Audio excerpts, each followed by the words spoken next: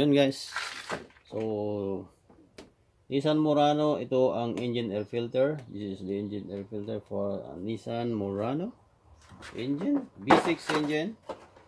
So, right, so there's two clip on the engine air box. So, we're gonna take this off. Alright, and then, ingat lang natin. Something like this, and take the engine air filter out.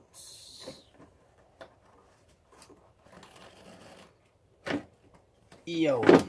So ito ang engine air filter. Kita nyo guys, iba na kulay, no? So iba na yung kulay ng ating engine air filter. So makikita natin dito sa loob. Ayan, medyo brownish siya. Compare dito sa bago. Alright. So yan, so pareho natin. Yan, so itapon na natin to. Let's go. Pagkabit guys ay ganun lang guys. Kung ano paano mo tinanggal, ganun din mo ibalik. Mga idol. Iingat nyo lang ang engine airbox cover.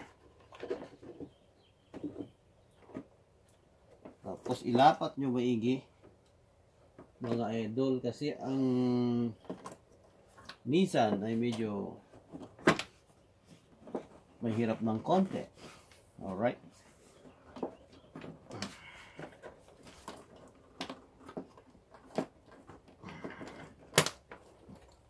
Here we go.